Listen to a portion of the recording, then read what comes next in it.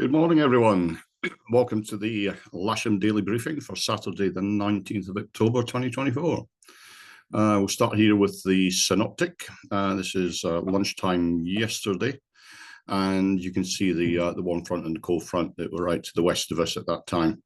If we run through midnight last night, the warm front's already gone through. The cold front is round about the English-Welsh border, and run it through to lunchtime today, and you can see that front's gone through. And indeed, looking at the rest of the forecast this morning, the front has indeed just gone through. You can see it in the drop in temperature when we get to the local weather part.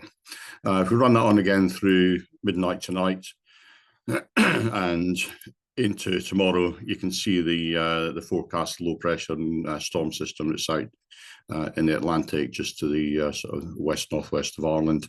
You can see the isobars are all squeezing up together, and you can see why we've got a strong wind warning up the west coast of Scotland tomorrow. That's going to bring with it a warm front and a cold front, and by lunchtime tomorrow we're going to be in the warm sector, I fear, with a fair bit of rain around. We'll see what that brings when tomorrow comes. Satellite picture shows this cold front going through and clearing up nicely behind it, and that clearing should be through certainly before lunchtime, I would think.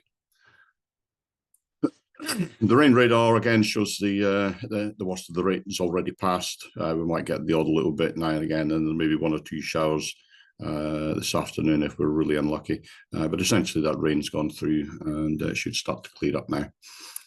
And if we run the forecast sort of rain through the morning and into the afternoon, we can see that some of those showers that are over Wales around about lunchtime gradually get into this area sort of late afternoon. But as I say, I think we'll be unlucky if we get one.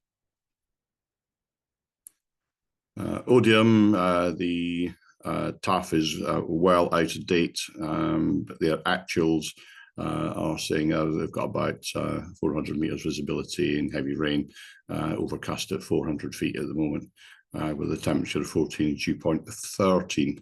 If we move on to Farnborough, we can see 1706 knots, greater than 10 kVs, scattered at about 2,000 feet.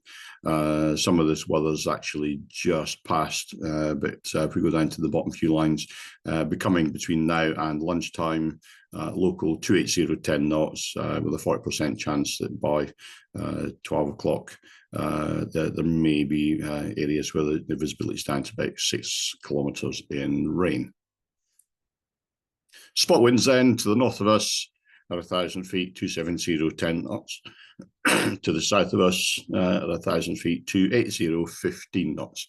And if we have a quick look at windy around about 1 o'clock this afternoon, that's showing straight westerly at about 8 knots. The local weather concurs with that. Westerlies 8 knots, gradually easing off throughout the day, and maybe going around a bit southwesterly by the end of the afternoon. Temperatures up to about 15 maximum, and the cloud breaking out and a bit of sunshine getting through, certainly throughout the late morning and into the afternoon. GFS are showing a temperature of about 15 and a dew point down around about 10 to 11. And if we have a look at the local weather, you can see just about an hour ago, the front going through and the temperature dropping, as it was a cold front that went through, and we've got about 1.5 degrees separation there. And if we have a look out the window, we can see this was about 10 minutes ago. We'll just update that.